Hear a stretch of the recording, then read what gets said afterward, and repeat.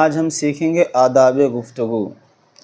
اور گفتگو جو ہے انسان کو کہیں نہ کہیں کرنا پڑتی ہے، وہ بازار ہو، اسکول ہو، مدرسہ ہو، ہر جگہ اس کو زبان کا استعمال کرنا پڑتا ہے، مگر گفتگو کے آداب ہوتے ہیں۔ اسی لیے میں نے کہا کہ آداب گفتگو یعنی اس کے آداب سیکھے جائیں کہ کہاں بات کرنا چاہیے، کہاں نہیں کرنا چاہیے، اور با مقصد گفتگو ہونا چاہیے، بے مقصد گفتگو بالکل نہیں ہونا چاہیے۔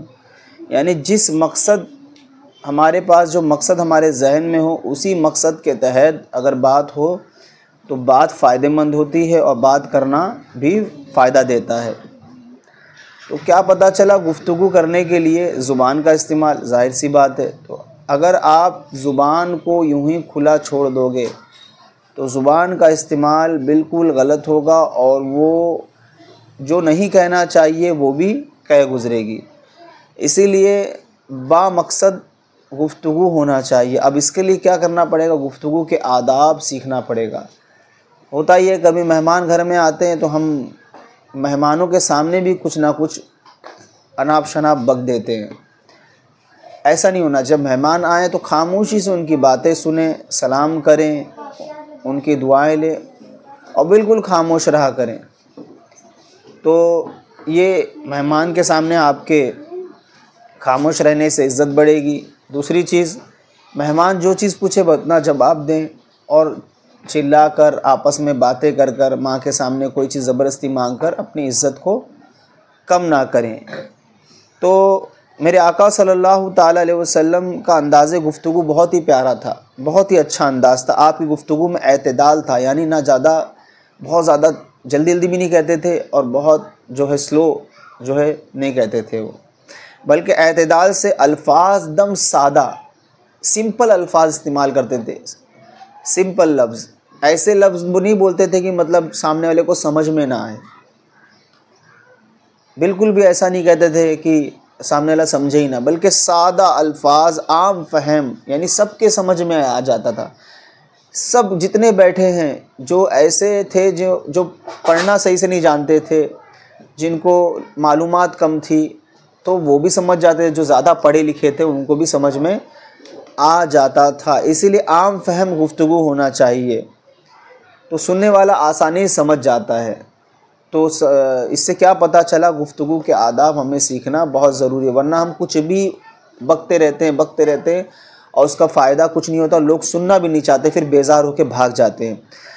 آداب گفتگو میں سب سے اہم چیز ایک چیز ہے، وہ ہے سچی بات کہنا۔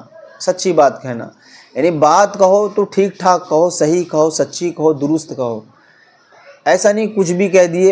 ایسی گفتگو سے بھی جو ہے آپس میں برائی اور لڑائی ہوتی ہے، دل کالے ہوتے ہیں، پھر دوریاں پیدا ہو جاتی ہیں، جھگڑے ہوتے ہیں، فساد ہوتے ہیں، بندہ پھر ایک دوسرے کو دیکھ کر حسد کرنے لگتا ہے، جلن کرتا ہے، پھر دشمنی آگے بڑھتے کئی خاندان تک پہنچ جاتی ہے۔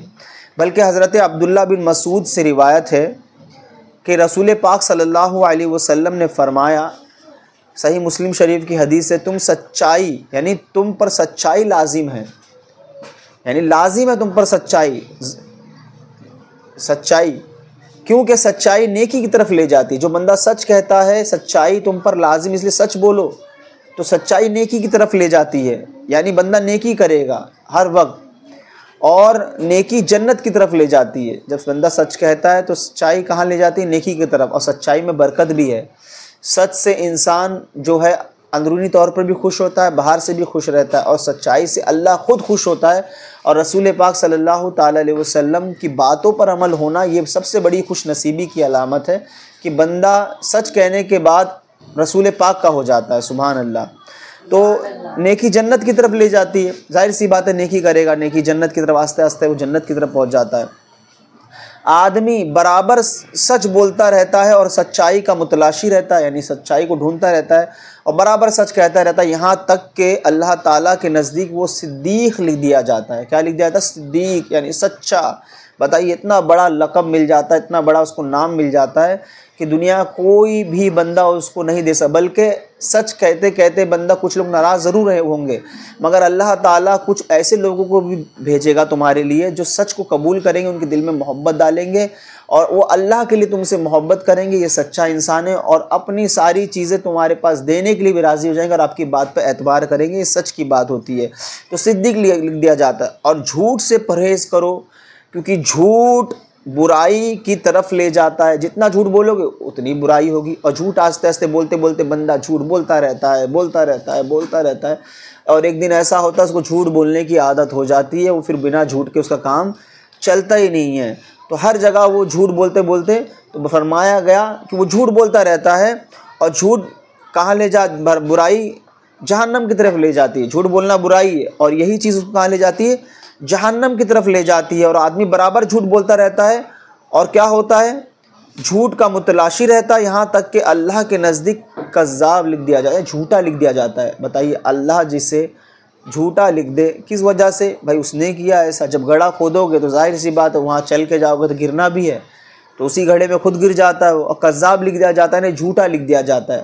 اور جب ایسا عمل وہ کرتا ہے تو ایسے عمل کرنے کی وجہ سے، ایسے کام کرنے کی وجہ سے، جھوٹ کہنے کی وجہ سے، آپ کیا سمجھتے ہیں کہ کچھ لوگ کو پتہ چلتا ہوگا آپ کا جھوٹ، مگر لوگوں کو کیسے پتہ چلا؟ لوگوں کے دل میں آٹومیٹک اس جھوٹ کی نحوست، وہ جھوٹ کا جو نکلتے ہیں نا جھوٹ کے اثرات لوگوں پہ آٹومیٹک ان کے اندر اپنے آپ قدرتی ان کے دل میں داخل ہو جاتے ہیں، اور لوگوں کو پتہ چلتا ہے کہ بندہ جھوٹا ہے، اور اس سے محبت ختم ہو جاتی ہے، اللہ تعالیٰ اسے پھر کذاب لکھ دیتا ہے۔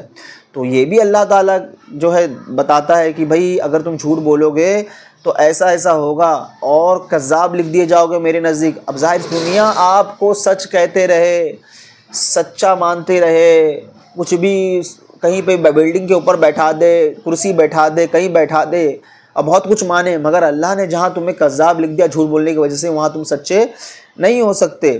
تو کیا پتہ چلا، ہمیشہ سچ بولنا گفتگو کا سب سے اہم ادب ہے، ہمیشہ سچ کا، اور سچ میں سلامتی ہے، سچ کہنے سے سامنے والے تک سچ بات پہنچتی ہے، وہ سچائی مان کر آپ نے کہا کہ یہ کام ہونے والا ہے، اب وہ نہیں ہونے والا ہوگا، جھوٹ کہہ دیا ہوگا تو بندہ وہاں گیا، وہ کام ہونے والا ہے کہ نہیں ہے، اب وہ گیا پریشان ہوا کہ نہیں ہوا، اور سچ کہہ دیتے کہ یہ کام ادھر نہیں ہوگا یا ہوگا تو دونوں میں فائدہ ہوتا اس کا، ہے نا۔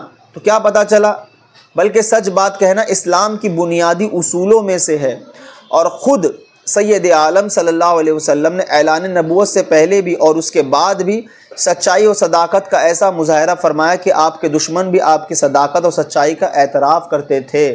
یعنی آپ صلی اللہ علیہ وسلم کو اعلان نبوت سے پہلے بھی اور بعد میں بھی حضور صلی اللہ علیہ وسلم کو مانتے تھے سچائی کے معاملے میں، اور صداقت کا اعلان کرتے تھے، میرے آقا جیسا کوئی نہیں ہے، حضور صلی اللہ علیہ وسلم جیسا۔ خود دشمن کہتے تھے کہ واقع میں صادق الامین ہیں، سچے ہیں، ٹھیک ہے، مظاہرہ فرمایا۔ آپ کے دشمن بھی آپ کے کیا کرتے تھے، سچائی کو مانتے تھے اور اعلان کرتے تھے، بلکہ بعض صحابہ کے اسلام لانے کے سبب بھی یہی ہے، بنا ہے۔ جب سرکار دو عالم صلی اللہ علیہ وسلم نے ان کو اسلام پیش کیا تو انہوں نے بلا جھجک قبول کرتے ہوئے فرمایا، جو شخص دنیا کے معاملے میں جھوٹ نہیں بولتا وہ اللہ پر افترا کیسے کر سکتا ہے؟ گویا کہ صدق دعوت و تبلیغ کے لیے بھی بہت ضروری ہے، وصف ہے، یعنی ایسی صفت، ایسی خوبی ہے کہ اگر آپ دعوت و تبلیغ دینے کے لیے سب سے پہلے اپنے آپ کو سچا کرو، اپنے آپ کو ویسا صاف بناؤ، تبھی تو انسان قبول کرے گا کوئی چیز۔ ہم خود ہی اگر غلط رہیں گے تو ظاہر سی بات ہے کوئی بات قبول کرے گا نہیں۔ تو اس لیے رسول پاک صلی اللہ علیہ وسلم کا یہ وصف تھا، اس وصف کو اپنانے کی ہمیں ضرورت ہے۔ مذکورہ حدیث میں رسول اللہ صلی اللہ علیہ وسلم نے سچی بات کہنے کی تاکید فرمائی، اور سچائی کو ہر نیکی کا سرچشمہ اور جنت میں لے جانے والا عمل قرار دیا، اور جھوٹ سے سختی سے منع فرمایا اور اسے ہر برائی کا سرچشمہ اور جہنم میں لے جانے والا عمل قرار دیا۔ تو کیا پتہ چلا، برائی بھی سرچشمہ ہے مگر اس سے کیا نکلے گا، برائی نکلے گی، اور سچائی بھی ایسا سرچشمہ ہے کہ اس سے سچائی نکلے گی، اور کیا پتہ چلے گا، دونوں کا راستہ ہے، دونوں چیزیں بہیں گی، سچائی ہوگی تو سچائی کا چشمہ آپ کو بہاتا ہوا لے کے کہاں جائے گا، جنت میں، اور برائی کا معلوم ہے جہنم میں۔ اللہ تعالی ہمیں ان ساری باتوں پر جو رسول پاک نے کی ہیں اس پر عمل کرنے کی، بچنے کی توفیق عطا فرمائے، برائی سے بچنے کی توفیق عطا فرمائے۔ تو آج ہم نے گفتگو کے آداب سیکھے، اس میں سچی بات سیکھے۔ اللہ تعالی ہمیں اس پر مضبوطی کے ساتھ عمل کرنے کی توفیق عطا فرمائے۔ السلام علیکم ورحمۃ اللہ وبرکاتہ۔